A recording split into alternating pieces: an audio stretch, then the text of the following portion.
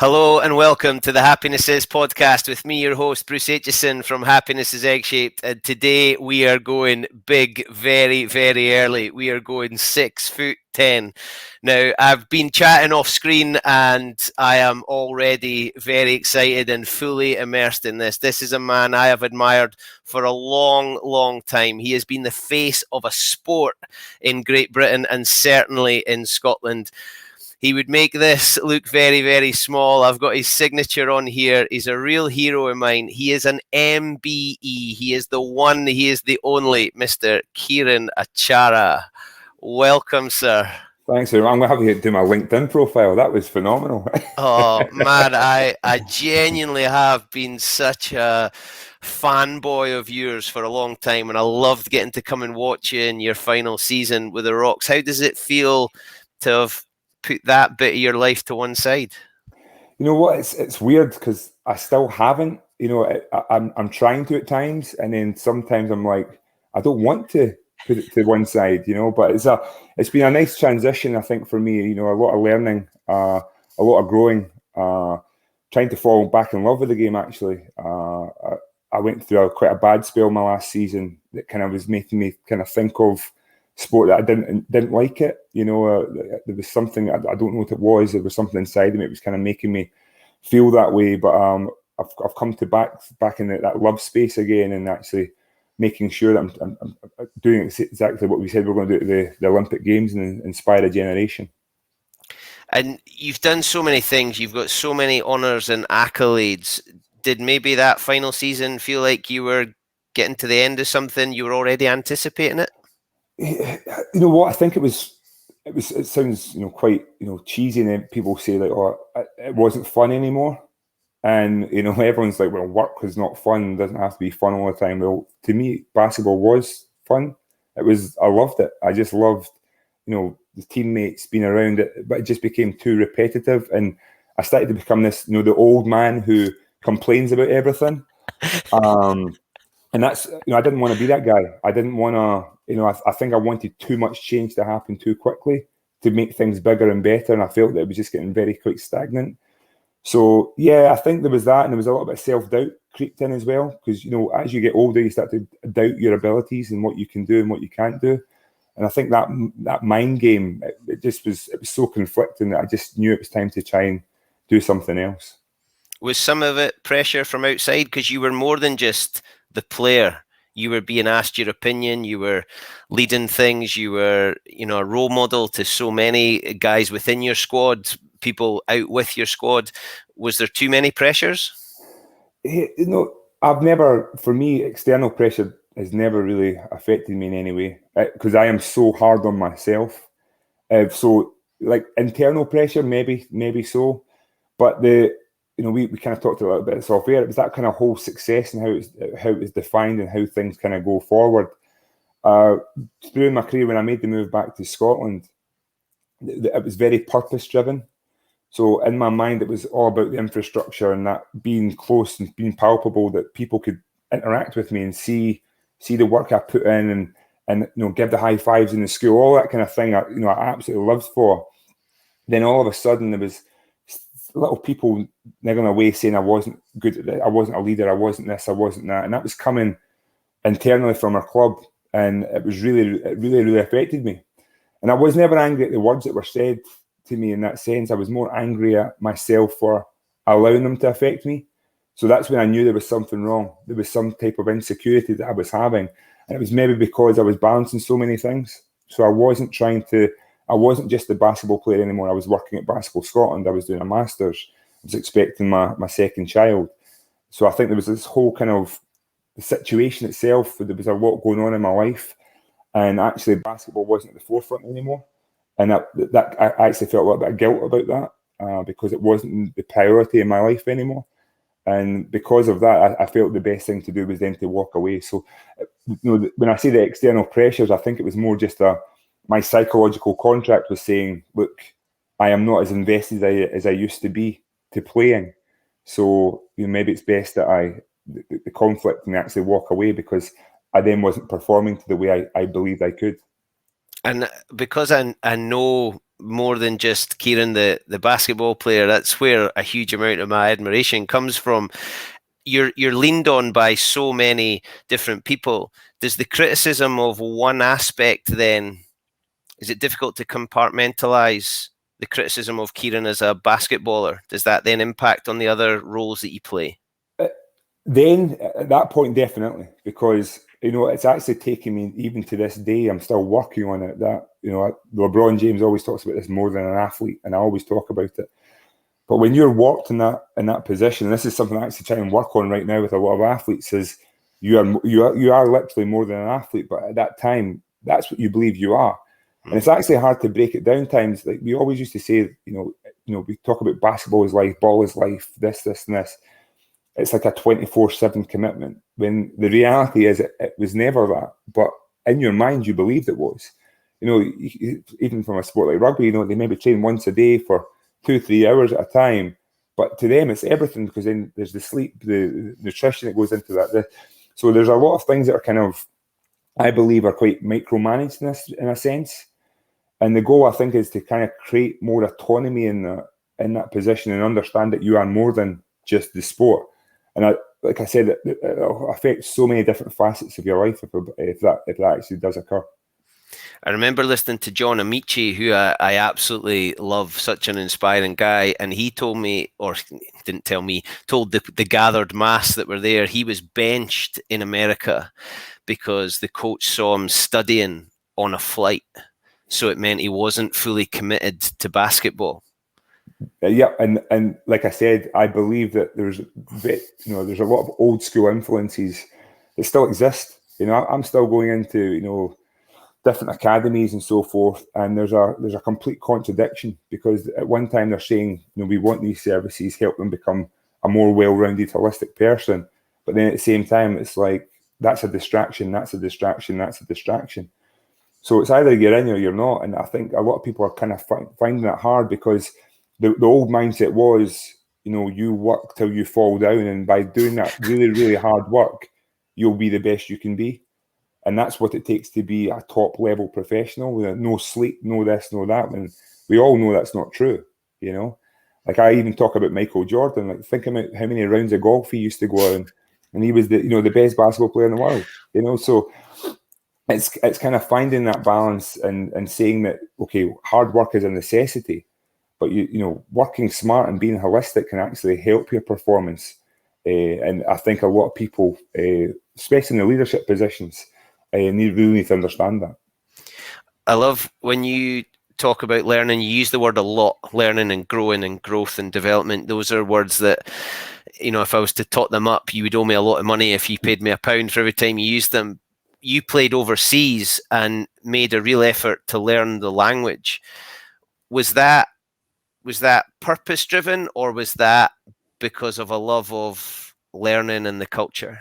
It was definitely, I would say, more purpose driven. The culture thing actually was quite secondary to all of that. So my first year in Italy, for example, you do what everyone does. You go to your comfort zone. So I became good friends with all the American teammates because I knew they spoke English. When we were going on nights out, we would look for places that would play English music. I would look for restaurants that had English menus. And then what you start to find is you're quite restricted, and I wasn't really trying to embrace anything. So it was actually one of my teammates took me out with his family to a restaurant, Italian, and there was maybe 15 of his family members there, including his nonna, who was like 89, 90 years old at the time. And the whole table was trying to speak English for me. And the nonna actually apologised because her English wasn't great. And I'm thinking, I'm living in Bologna right now, and I've got 15 family members making an effort to adjust to me when I'm in their country. And I was like, enough's enough. So when I said my range of Italian, it was very, I learned all the swear words first, because that's what all the fans used to chant at us. But I just started to pick things up, pick little phrases up, and you start to immerse yourself in that. And see, when you say like hello, thank you, goodbye, can I get just the basic phrases, you actually see people feel appreciated, and that's the best feeling in the world. you know. So my goal, I said, even in life now, it's all about trying to connect. So, you know, we always go on about integration, right? I don't really believe in integration per se, because I think that both parties have to change. So it's constant cultural evolution, you know. So if you look at the dynamics of Scotland right now, and you see the different heritages and everything else, the different shops that are coming in, the different restaurants, we've taken a little bit of everything and we're kind of bringing it together, and that's change. But actually, when we're trying to process that, we don't believe that's happening. We believe that, you know, you become Scottish and this is what Scottish means. And well, what does it actually mean? So for me, it was very important to kind of go through those stages.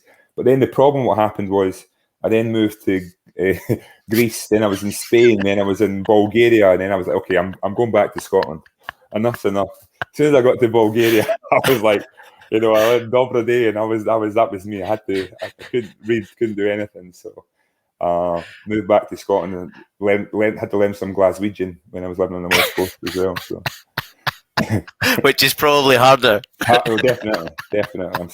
Every day's a school day here.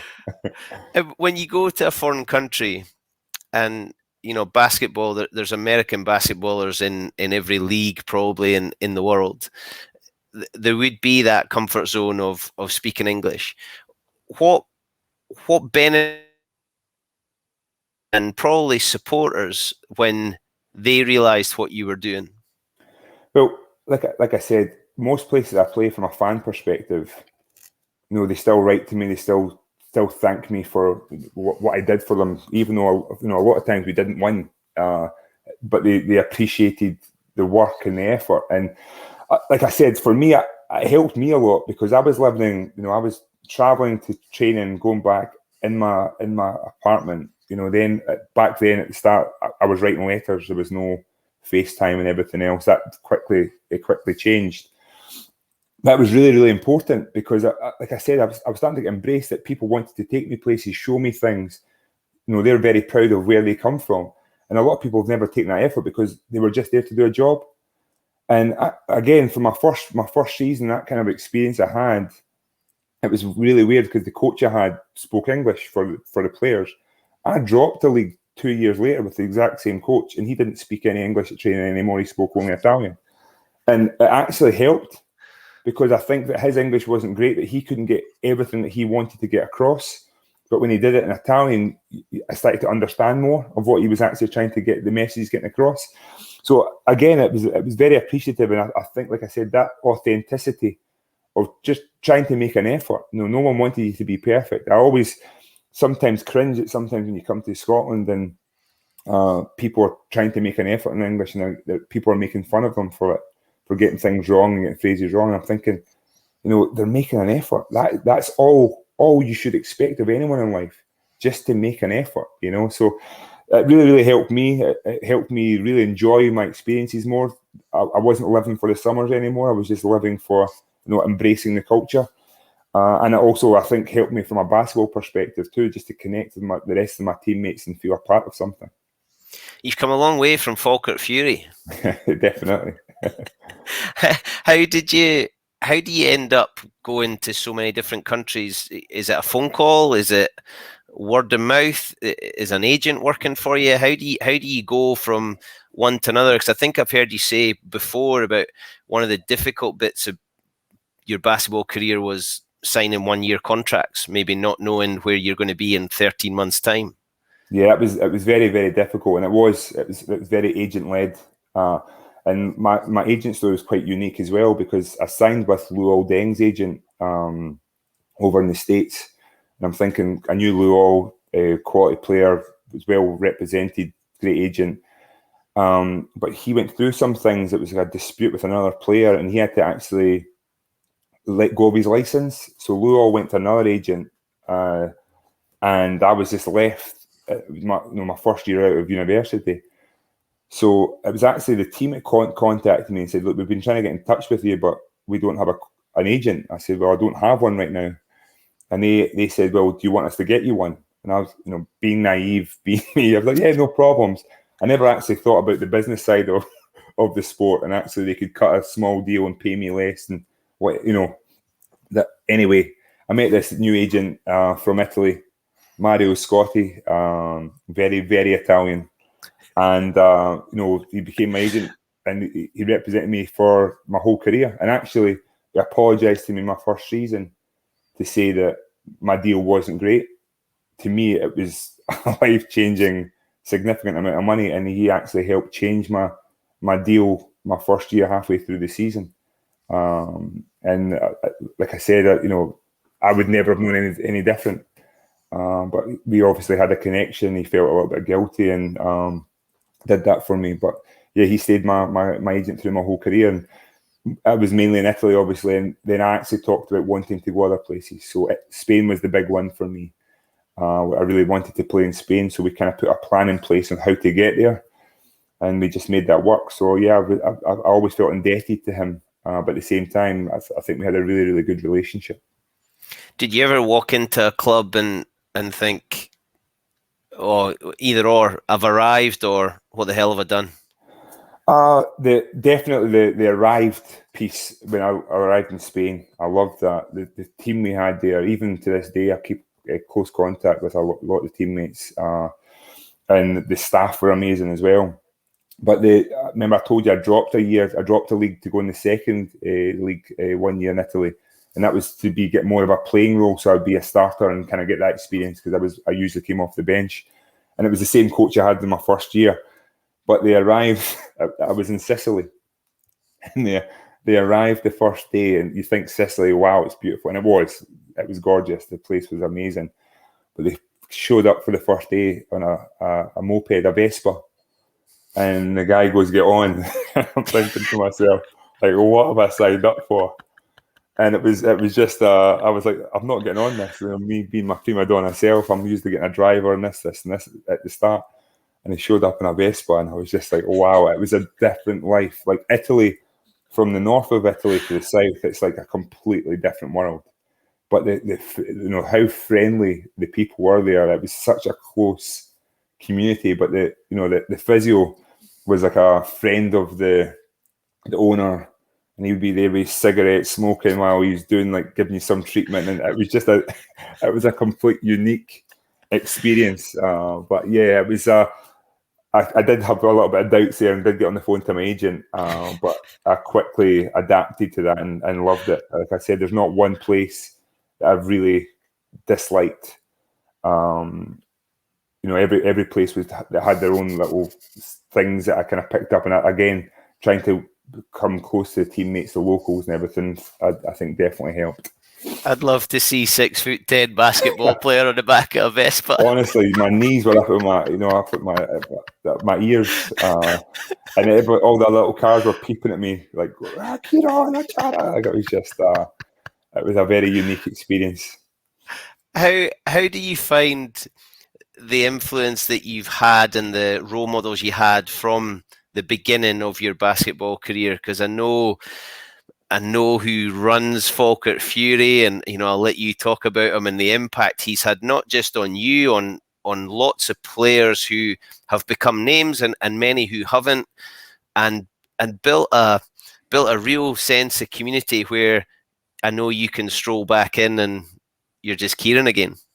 Yeah, I mean, it's great because it's always reflection. At the time you just live it. And I was saying that for me, my experiences at Falkirk Fury originally started actually at Stirling High. I played for the school team. A guy called Neil Connell was a great influence to me. He was actually a sixth-year pupil who got me into the sport. And I always laugh because it was like me, like Big Ali Hogg that everyone knows from the rugby world, the big 6'4" bruiser point guard. He was actually our point guard. We just loved it. We just played for fun. It was like a hobby. And I got asked to go along to the after school club. Started going to the after school club. I really didn't have that commitment to the sport. Then thankfully, the person running the after school club was George Connell, who sadly passed away a couple of months ago.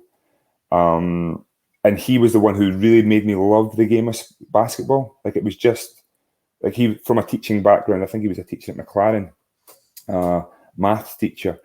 And I think he did computing as well. And it was kind of getting that experiences of just his teaching style into the sport that he was passionate about. And I just loved it. So then when I went along to club and I met John Bunyan for the first time, it was a very different mix, because John was all about, rigid. This is how we win. This is this, this is that.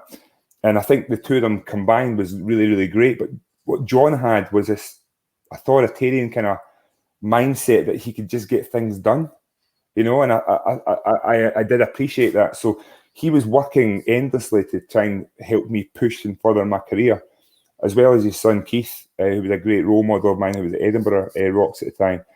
But they were pushing me when actually I didn't want it at that time.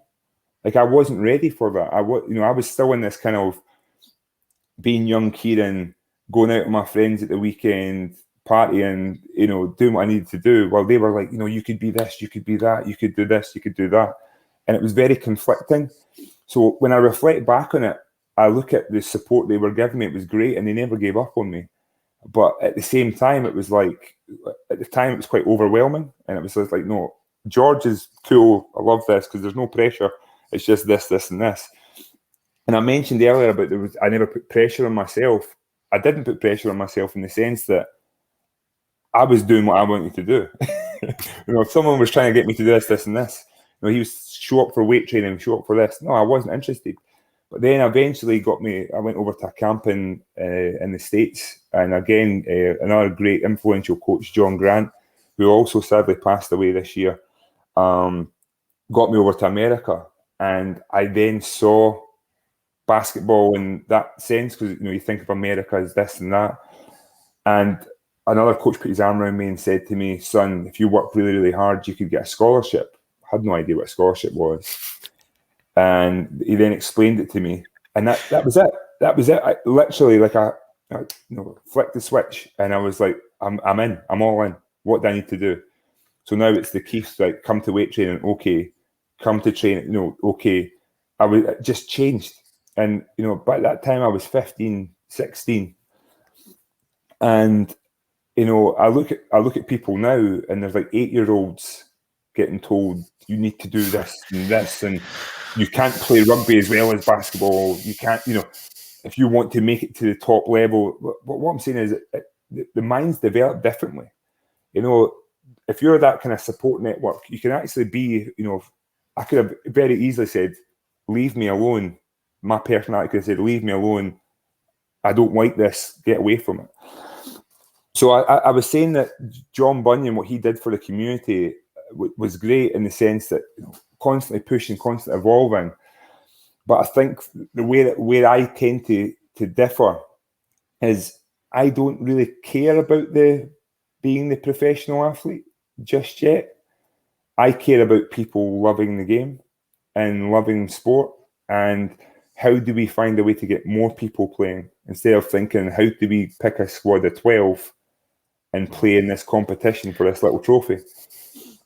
So I said that's where the conflict happens, I feel. And I feel that now, I think actually it's getting kind of, the government and everything else is kind of enforcing a certain mindset now, that you have to kind of embrace the whole of sport and be more inclusive and be more of this. But initially, for a lot of sports clubs, it wasn't that. It was all about elite competition. And actually, what was elite? What was the definition of elite? Because elite Scotland in some sports is not elite in other countries, and so forth. So I felt that the culmination of both the love of the game plus the little bit of drive, and this is what you can be, you kind of then make your decisions for yourself. You can be pushed along a certain way, but you have to want it for yourself to actually be able to achieve certain things. So it's just kind of making sure that those pathways are both visible and you can see. But I wholeheartedly believe that you have to love it first to go on that journey. And I think a lot of young athletes don't love it. Don't love sport. They've just been good at it, or people believe that they're good at it and push them in a certain direction.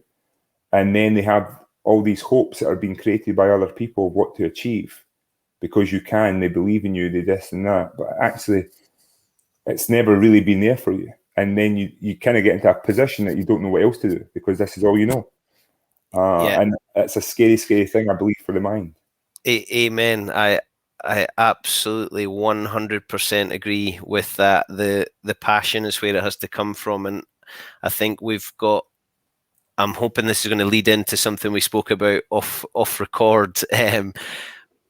We've got a whole load of people, young athletes, at the moment, especially young men who, because the academy structures are in place for young men more than for young sportswomen, who are finding themselves in a position that they don't want to give up because it would be seen as failure, rather than just, it's not the thing for me. So the image of success plays a massive part in this, and I know you have a strong view on that. Yeah, and like I said, I think that perception of what is success, because it doesn't end. Like I said, if I was to compare my career to LeBron James, and the measurements were success and failure, I'd be a failure. We talked off air about Piers Morgan right now and his mindset on certain things about champions and this mindset and that. I can tell you right now, I know so many champions who don't have a championship mindset. And I can tell you a lot of people who have never won any championships, but definitely have a championship mindset. Because it's that ability to keep going, learn to reflect and, constant state of learning, being able to adapt to new situations, being able to take critique and just keep trying to better yourself. And I believe that the end game is the sustainability in that is exactly that, sustainable, and you keep on, aiming to thrive. But a lot of champions and success, you have this early success, making a national team. So, I've made it. But what is your destination? I quickly realised that with the Olympic Games for me. For me, the Olympic Games was a destination. And once I reached that goal, all this success in my life was going to completely change. And then it's over. And then it's like, okay, why is my life not completely changed? And I think that, a lot of people talk about the Olympic blues. It's exactly because of that. So many athletes go through it because we're so destination focused. We get there and we believe it's just going to be this prize and that everything's going to completely change. You've got the success tree. How many athletes, quote unquote, have been successful who then go on, become bankrupt, have these issues, this, and this?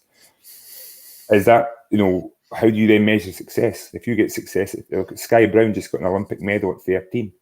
Is that success now, or is their career over? How do you then keep going? So, and actually, going back to that whole redefining success, actually being in that area of, we measure it with easy labels. So we go financially, we look at power, what kind of power does someone have?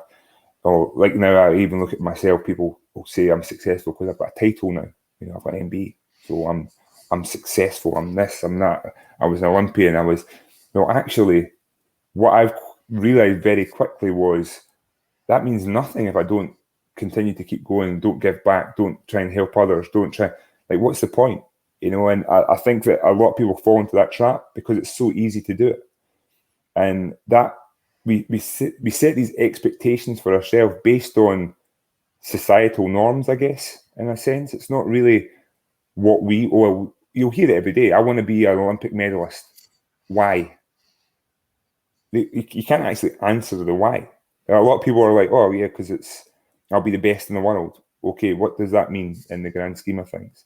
But actually, if you reflect on the journey to get there and how you did this and the work you put in, that is a lot more fulfilling, But everyone goes on that journey, but only one person wins. So it's really, really hard to kind of, like I said, we're aiming for this label at the end, but actually there's so much more to it. And I wholeheartedly believe that people genuinely giving their best and trying to help themselves and help others, that is success to me. And it sounds, people might say I sound woke and I'm this, I'm that. Well, no, I wholeheartedly believe that. And I think the byproduct of that will be they will get a lot of those different accolades and different this and different that. But that shouldn't be the goal. You know what I mean? That shouldn't be the only goal. You know what I mean? I just feel that I give Lance Armstrong as a perfect example of that. Like success, he had the success. How did he achieve the success? Well, actually, ethically, it was the wrong way to do it. So right now we've got this whole new Gen Z of people who it's not enough just to be the best. You have to be the best the right way, and how we define the right way is obviously that's subjective, but there's a lot more to it now than just being the best racer, being the best runner, being the best basketball player.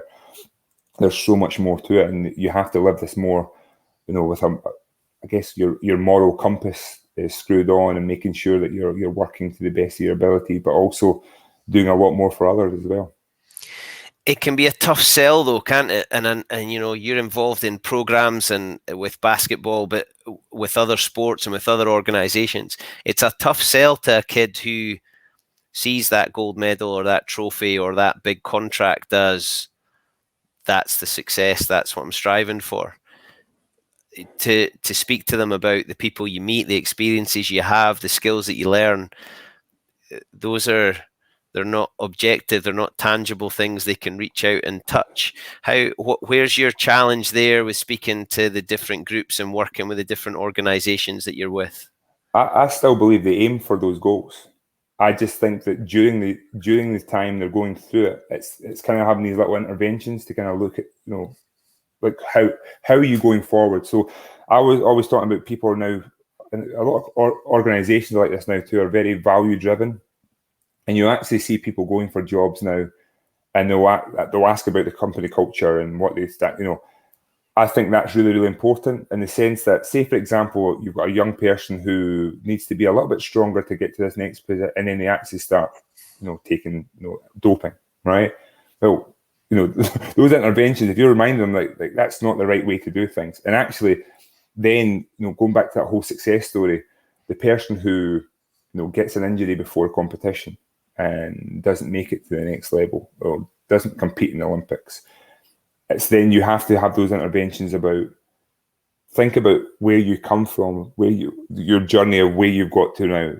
Is this going to define you? Is this where you're now going to say you are now a failure because of this?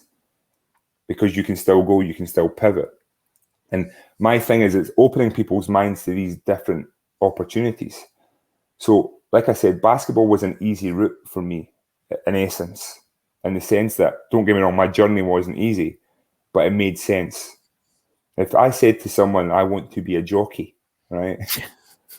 I can tell you right now, I'm never going to be on the Grand National as a jockey, right? That's the reality of that. And I always talk about the growth mindset and this and this. You can be the best you can be, but my best I could be wouldn't be suited to being the best jockey unless I'm going on this really fast Clydesdale. So I was saying that there's also an element of embracing your uniqueness, and I always talk about this, right? I am unique in a sense, right? I've learned to embrace that.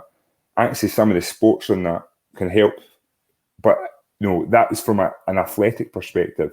See, if I look at my mindset, my delivery, my empathy, my approach to serving others, that suits different environments outside of sport as well. You know what I mean? So it's that holistic approach to being successful. But that measurement of success for young kids, I still believe that they will be goal driven. But what I'm saying is the destination isn't the end. And that's something that's really, really important to measure. And I was saying, again, from an athlete perspective, and everyone was talking about what I think athletes, stereotypically are really good at is finding motivation. I think we're really, really good at finding motivation and finding purpose in whatever we do. And I'll give the examples of, someone will say hi to you at a starting line, and they're like, oh, they're trying to wind me up. It's because this. I'm going to have to go and prove to someone else. So they find different types of motivations in different things. The social media comments, the team said this, the person said that. I need to provide for my family. I need to, they're always constantly changing the bar to keep themselves going, keep self-motivated. But those motivations they don't stop, like just when you reach a destination. And I think a lot of people get to that destination thinking that is it, now it ends, but it's a constant continuum. And, I don't have the answers from that young person perspective. I still feel that they should be very much goal-driven and trying to achieve and be Olympic medalist and be gold. But there's that reassurances, the coping strategies, everything else to kind of be put in place to say that will not define you. You know, that Olympic medal will not be who you are. You know, you are still you, and that's the balancing act I think you have to try and find. So who was your check for something like London 2012, which, you know, was enormous for the athletes, for the country, for sports? You know, it gave basketball a platform in this country. What was your check? Who helped you? So there was different outcomes. I think I was very driven. It sounds awful too, but you know, we talk about imposter syndrome. My whole career, I never thought I was good enough, and that was a gift and a curse, because I think it did help me get to heights and motivating me to always never give up and keep going, because I need to improve. But at the same time, it also held me back from certain risks, like because of that fear of failure. Like the whole NBA dream, I never really had the NBA dream, and I think I never had the NBA dream because I never believed I was good enough. You know what I mean? So it's kind of like I needed constant, what do we call it? Affirmation. You know, the people telling me you are this, you are that, and that was my mum. As much as it annoyed me at times, like I would have a game and she was always like, no, you did this and you did. She was constantly that for me. So I don't know if I've told you the story, but I was cut from the Olympic team the year before the Olympics in 2011. Since I was told by the coach that we're going in a different direction, there's players better than you, whatever. And I went home and absolutely bawled my eyes out, cried to my mum, saying I'm quitting the sport, because professional basketball wasn't my driver, it was the Olympics. So exactly down that route, and I guess that's where my messaging comes now, from the helping others and doing this and doing that. So I now believe I'm a failure. I've been cut from the Olympic team the year before the Olympics, told I wasn't good enough. I wanted to end my career, go and cry in my bed and don't talk to anybody.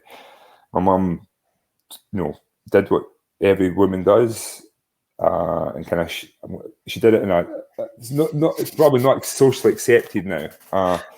Slapped me across the face and said, look what you've done, look what you've achieved, look at the work you've put in to get to where you are. Is that you giving up now? You know, and it kind of put things in perspective. So she asked me to phone up my coach and ask him the things I could work on, things I could improve. And it was actually, his feedback was, I wasn't big enough, strong enough, athletic enough, but if I could learn to stretch the floor and shoot the three-pointer, there could be an opportunity for me. So I'd signed in Spain that year, top league in the world at the time, because NBA was in a lockout. So the highlight of my professional career, but I was on a downer because I hadn't been. So again, that measurement of success, what does success look like? So I talked to my new coach about working on my three-point shot. That's not what he really signed me for, but he said he's happy to work with me. So before training, after training, constantly working. So I had a new focus. And that new focus, I ended up having the best shooting season of my career. I ended up changing my role within that team, because I now did something that wasn't expected of me at the time, but I did it at such a high level that they started drawing up plays and everything else for that. If you now look at my basketball career, people remember me for being the big guy who shoots the ball. That happened halfway through my career, my professional career, which is, you know, very unique in itself. But the one lesson I learned from that is when I went to the GB camp for training, I had so much fun and so much happiness learning something new. I actually didn't care much about the GB team, in the sense, like if I didn't make it, I knew life still goes on. So actually that, you know, that internal pressure I said I used to put on myself about doing this and not making mistakes, this and this, I went out with this whole new sense of freedom that I started to believe in myself more. I've came from such a low point to now going to such a high point and achieving certain things, that my camp was, I was just laser, I wouldn't even say laser focused, I was just in the zone, you know, and just did what I did well and made the team. And then from there, I went on to become the GB captain. My career could have very easily finished there. And what I'm saying is, going back to what we talked originally, that whole success story, right? Success isn't just, again, it's not a destination. It's not, you can't be defined by that one thing. It's that you can keep going in different journeys. I wholeheartedly believe, even if I didn't make that Olympic team, I would have been gutted. It still have hurt, but I knew deep down that it just still goes on. You know, I can go on and do something else. I can still do that. So right now, I always talk about trying to save the world, right? And people call me crazy, and they might think it's quite big-headed at times. But I genuinely believe I have abilities to help save the world. And so I go out with that kind of mindset, and I try and do things to try and help others.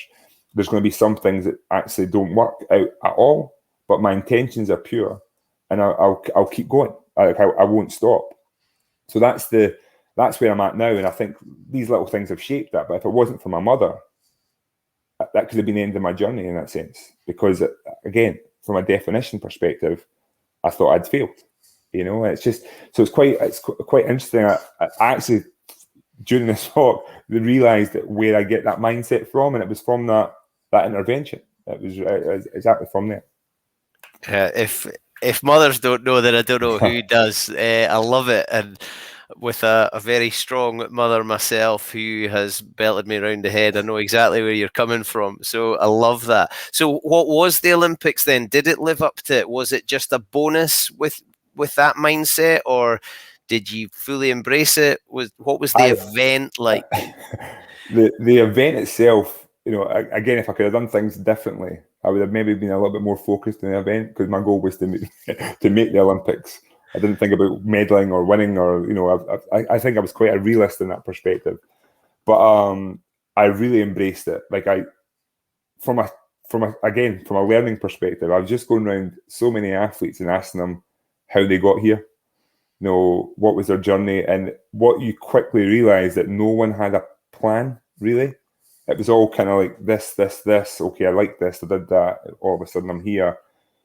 You know, and it was just a nice to hear, because that's that whole just keep going mindset, and good things will happen to good people who are genuinely pure about just being the best they can be and helping others and doing all these other things. So that's what I quickly realised, and that's not the same in sport. That's the same in. I'm now continuing that journey and asking questions. People now with their careers. You know, I'll say, like, I've got a degree in history, but now they're a big tech, you know, genius, or they're someone who is, you know, did this, and now they're a lorry driver, and they love this, and they help with that. And I just love those stories, because it's just people who are just keep going. You know what I mean? And they're finding their niche, and they're experimenting. I think, especially in this day and age, when people tend to keep a job for about 5 years and they're moving on to different things, you can't allow anything to define you, because you'll get stuck in this little trap, and then it's like it's either you're good or you're bad. When, you know what I mean? Like, you're good at your job, you're bad at your job. I hate my job. I hate it. When actually we're constantly evolving. There's constant transitions. It's like all those soft skills become so much more important. You know, so having their values, what you kind of stand for, you know, what is your qualities, you know, internally, opposed to I'm really good at, you know, bouncing a basketball or scoring a basket. Well, actually, what will that then do for my next, like, you know what I mean? Actually, my communication skills are pretty good. I'm quite passionate about this. I'm quite this and quite that. So I think that whole self-awareness piece for me has become the most crucial thing in sport and in life. And that, again, that's something I tend to preach. Just recently, I did the Insights Discovery course, practitioner course, courtesy of Andy Lothian, Insights, and just to kind of figure out more about the personality types and the behavioural types, and, you know, how to kind of connect better with other people, and things we could constantly be working on. And there's a constant theme of that journey never ends. You know, it's that you can never get too comfortable. You're constantly evolving. You're constantly learning, and I wholeheartedly embrace that. Who did you speak to that just blew your mind? Who was the person that, or who were you desperate to speak to? You know, Mo Farah was there. We had a good conversation with him. I actually got a good photo with him, and I just, with Mo Farah, the thing that kind of intrigued me was just how humble, and I think that was one of the big things about the village. That you get there and you're like, I'm like looking at these people and I'm like, wow, and then you just quickly realise that they're just people. You know, and that's coming from me in that space. But the Zoe, Zoe Smith, the weightlifter. Yeah. I liked her kind of journey as well. It was kind of like she was at the gym, right place, right time, and into a competition, and she kind of had a natural knack to it, and just wanted, it clicked. It was later on in her journey, because again, for me at that time, I think that weightlifting was a very stereotypical male kind of sport. You know what I mean? And I think that she kind of, from a British perspective, for me, kind of enlightened, like okay, actually, what does that actually mean? Why can't people do this and why can't people do that? And you start to think about your own mind and how things kind of, subconsciously change for the environments that you're in and things that people say and what people can do. So yeah, she was really, really interesting. And then at the time, Ryan Giggs, it was just seeing him at the Olympics, I thought that was really, really cool too. But yeah, it was just, most of the athletes, it wasn't even from GB. I was just talking to everybody. There was a young girl who was competing from what's the Portuguese island in Africa? That's a big test now. Geography test. Anyway, she was there by herself, competing, had no coach, no this, no that. And I'm just thinking, like, how does this happen? But she was just happy to be there. Like what she'd overcome to get there, and training and the crowdfunding and this. I just think that was so cool. And I just appreciated that. And I don't even think she got the first round. I think it was the 200 she was competing in, and I just think that was, like, again, that whole definition of success. Like we don't know everyone's journey. We don't know the amount of money that's been spent into certain things and the support networks they had and everything else. There's so many different factors that come into play. So it's just like, just keep going. That's all I can say. Yeah, I love when you get that, and that's something I say to kids I teach, that you don't know what their journey is, so just be kind. Just always be kind, and then hopefully you'll get it back. I think you're Googling now. I'm Googling. Is it the Azores or Madeira for Portugal? I honestly can't remember. I'll get back to you with that. I love it. It wasn't an island. It was colonized by the Portuguese in Africa. Oh, okay. It was, no, I've got it. It's Cape Verde. Right. Well played. You grabbed that one back. I'm impressed. Love it. So I'm keen to know. I've thought this for a long time. I've been a PE teacher in Scotland. Every school pretty much in Britain has a games hall. We have basketball hoops. We have basketballs. It's on the curriculum in pretty much every school in the country. One of the first skills you learn in primary school is how to bounce a ball. Where does the basketball culture sort of run out, or what opposition what barriers does it come up against in Great Britain? I think the elitist mindset again. So again, going back to the whole, how accessible is basketball? It should be very accessible, but it's not. So I'll give you a perfect example of that. The young kid who's 13, who's looking for somewhere to play because they've seen such and such, is then asked to come to trial, or, come for a trial, or come be a part of this, or actually, I've played for Scotland since I was 12. If I'm not playing for Scotland, there's probably no point in playing anymore because I'm not that good. So I think that elitist mindset is a real big barrier to our sport. Another one is, for me, from an educational perspective, is how many, this is an open question, how many PE teachers genuinely care about teaching basketball? So remember I was telling you about that passion George Connell had, and, the love and making me love the sport. How many people actually have that? And it's two reasons. One is they don't watch it, they don't really care about it.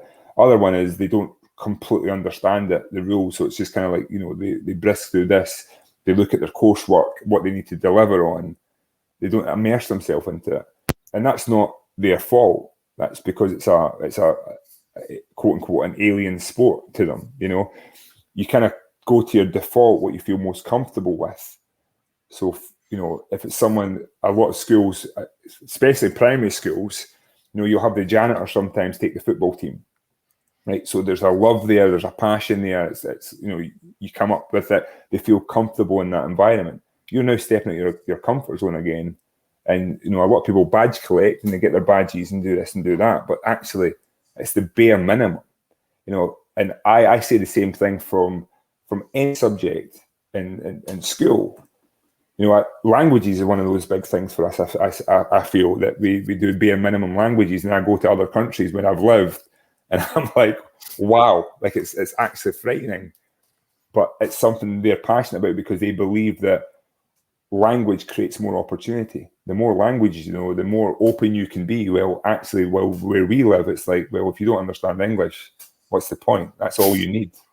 It's very different. It's a very different mindset. I think the same thing with sport. I think it's just the lack of understanding, the passion. But then at the same time, this new wave, this new generation, there's not really an outlet for them. I always talk about gateways into sport. The club infrastructure, and that's not just for basketball. There's a lot of sports like that the club infrastructure is very much, elitist based, with no premise to understand what elite actually looks like. And you can't have elite without having mass participation. It's not sustainable. Obviously, the more people playing sport, the more people doing, the more competition becomes. That naturally becomes, and then you can start fine tuning at different stages. But if we don't have that mass participation thing, it's very, very difficult. And I think that is one of the biggest barriers to sporting success in general in Scotland.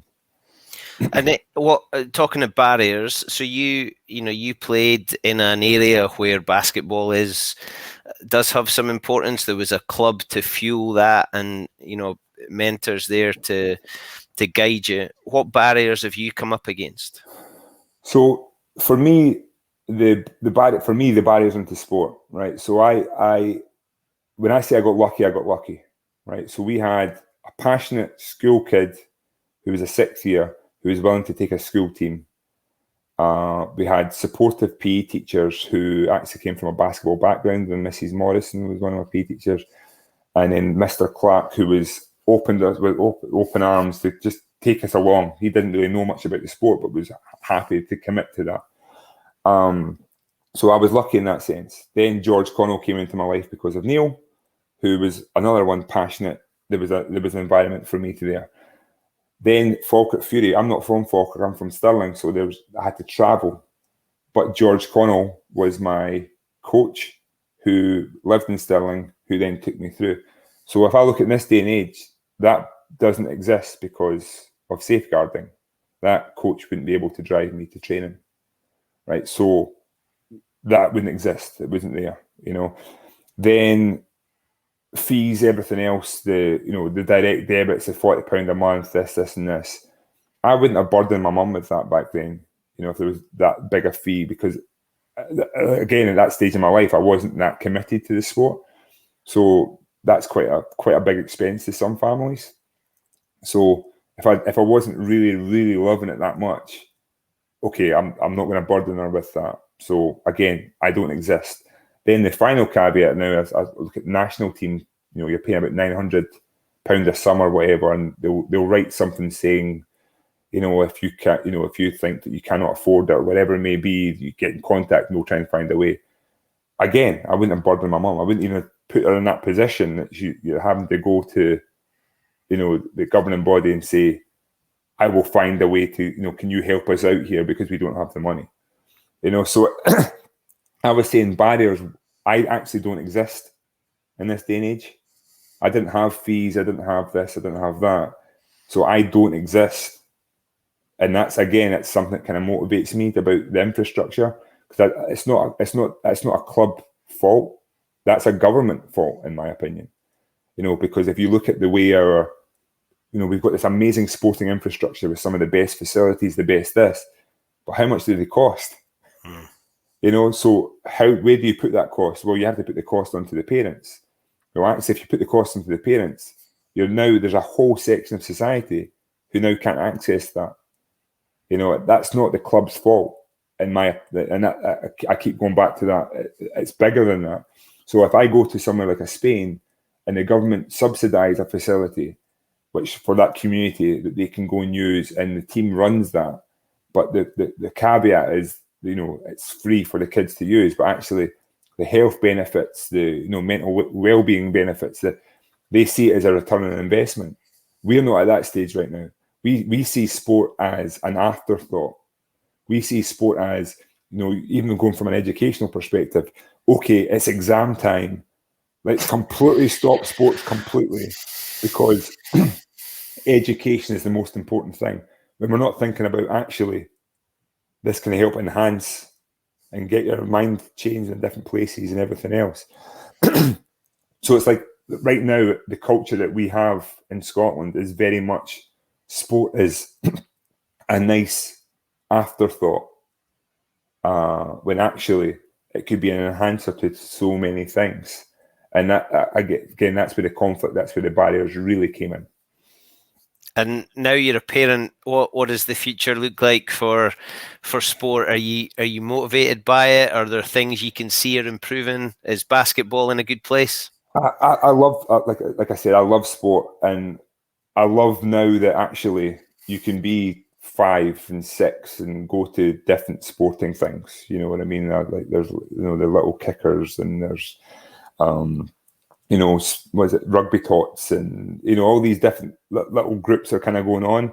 My biggest fear is that academy elitist mindset. So I'm looking at, for example, football, and I'm seeing 8-year-olds signing for clubs and being a part of this, and it's so cool. Like I'd be a proud parent. You're getting to hold the jersey and everything else, and signing this little contract, and you get to meet some of the star players. But I also think it's setting up a lot of people for failure in that traditional sense, because of what you do is when you sign there, you're thinking of the professional level and playing at the highest level and being in the Olympics and doing this and doing that. But they're not actually talking about the actual journey, like in a sense that you've already made that. So I don't like that whole. I think that there's a whole recreational facet of life that's getting missed out on now, because it's very, very much institutionalized. And if that environment is not right, or they become too dependent on that institution, it could essentially set them up for failure. So that's the thing that fears me about sport. I'm liking, UK sport are now looking at their funding streams and how they've kind of went about it, and there maybe needs some changes there, because I'm looking at the well-being of athletes now and the whole duty of care aspect of things. So I know there is going to be drastic change. I'm just, at the same time, I just believe that there needs to be a huge cultural shift from what sport actually is, and the benefits of sport, opposed to just thinking about how do I become the next, whatever professional it is. Kieron, I love talking to you, and there's a lot more to go, but I've had you for a long time. You've always been striving to learn and to grow. You've been to uni in America. You started a course that eventually you finished off. You're no doubt going to continue to do that. But you are known for bouncing a ball and throwing it through a hoop. The feeling of 2.3 seconds on the clock, they inbound the ball to the big guy that shoots, and you sink that basket to win the game. Are you able to describe what that is, what that feeling is? Not at all. And it's crazy, because I was counting my game-winning shots, the last second shots, and I did it my first year professional in Italy, and I did it once when I was at university, and I've in the British League I've maybe done it 6 times now. 6 times that last second, like literally the last shot of the game, and it got to a point that I was like, I expected to do it.